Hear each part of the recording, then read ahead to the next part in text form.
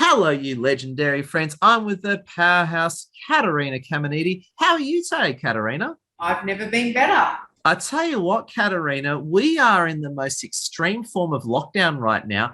5 kilometre limits. And you were saying before you've got curfew in Melbourne. Is that right?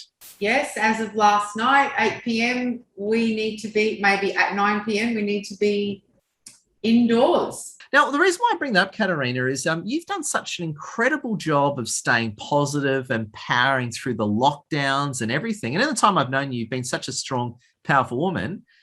I want to ask you, Caterina, how have you pulled this off? How have you been so strong and resilient in these times? Tell us what you put in your coffee. Well, to answer that question, I actually haven't had coffee for at least 6 weeks. I've been doing this particular detox, and of course, the first thing I remove is coffee. But how have I been? I know. I've got another 5 weeks to go, but I may not ever crave it again. Let's just see what happens. But how have I managed to stay on top of it all? I put it down to the experience and expertise that I'm trained in. So, I'm trained in human behavior. I'm a trainer in neuro-linguistic programming, trainer in timeline therapy, NLP coaching, and process language, and much more. I'm also a mentor for a company which works on mindsets, the difference between an open mindset, a closed mindset, emotional intelligence, being aware of yourself, your surrounding, and the subconscious mind, subconscious, unconscious. So it's basically knowing what you're doing and being aware. And I've got myself to a point where I'm a logical person. So what I do is instead of reacting, I act. And therefore, what does that mean? That means that whenever I'm faced with an experience or a challenge, an obstacle, whatever it is, I take myself out of the content, which is the drama, and I look at it as in, okay, what is this really about? What's really going on, and how I can utilize and leverage off that experience, and coming from a place of logic, like, give me facts, give me data. And I find that keeping yourself out of the experience that you're going through and basing yourself on negative emotions and panic and fear and all of those emotional negative responses, that actually it's just an illusion. It's not real. It's not really happening. I look at it from a third party. Like, I become the observer, and I come up with a solution based on what is going on, seeing it for what it is. I love it. So let's say something happens that's triggering or emotionally stressful. You'll pause. Instead of reacting, you'll actually respond to it and come up with smart solutions. So that will explain a lot. That explains why you don't seem bothered at all by the lockdown around you. And I'm very impressed with that. Not at all. Firstly, I have a television, and that's never on. Actually, I might put YouTube on with the fire. It tends to be a little bit hypnotic.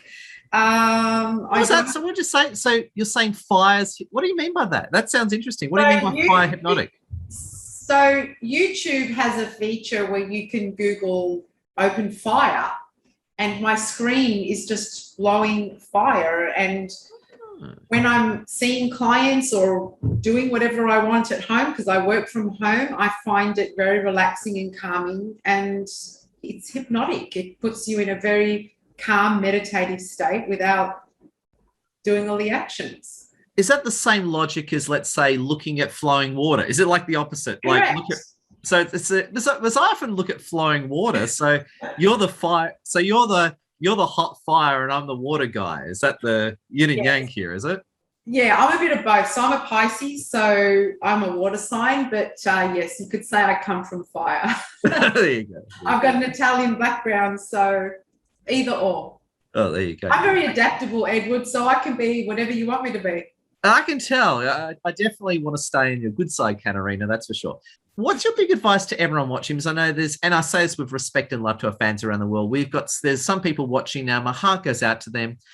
They're in lockdowns. They're not doing well. They're not feeling good.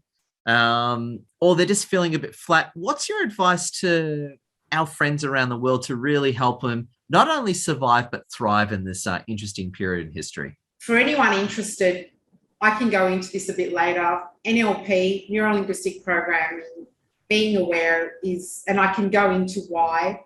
It's everything, because what it does is it allows you to come from a space of having logic. And what we're going through right now, like we're going through some massive transitions right now, right? We don't know how long it's going to last. There's a lot of negativity around. I find the planet can be quite heavy, and people having the skill set of neuro-linguistic programming or emotional intelligence and being aware of having an open mindset rather than closed mindset, understanding the subconscious mind, why we do what we do and what is actually happening around us. So having the emotional awareness of all of this helps you come from a place where, like, especially with what we're going on right now, is that it's very easy to fall into that negative realm, because wherever you are, on social media, on the television, you go to the shops, you go across the road, it's all we talk about. And there's a lot of negativity and fear mongering, and a lot of it is unnecessary. We're all going through this together. So, even just wearing the masks alone, even though they're compulsory, it's almost given us a no expression look. So we don't even know if one's smiling, or it's actually creating an environment where we don't need to smile anymore.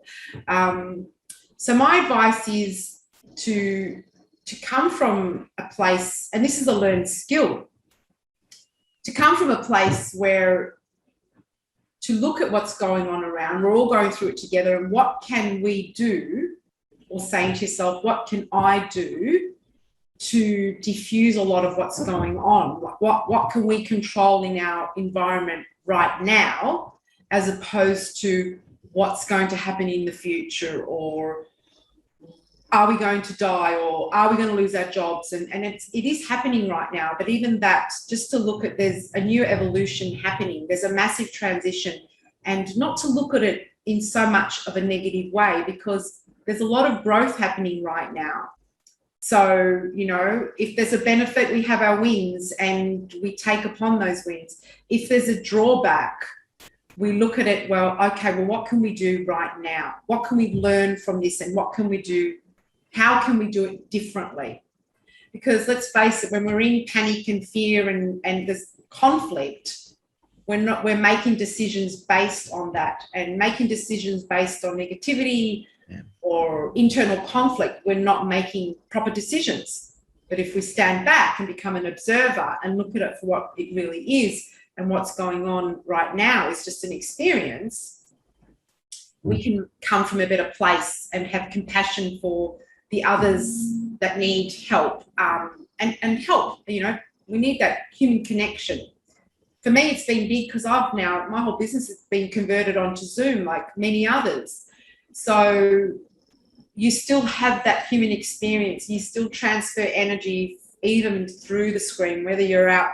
And I've come to learn now that whether you're outside with someone physically or through a Zoom, you still have that human interaction, and you're transferring energy wherever you are. You could be somewhere in the world and a family member, and thinking about them, you're still transferring energy to them.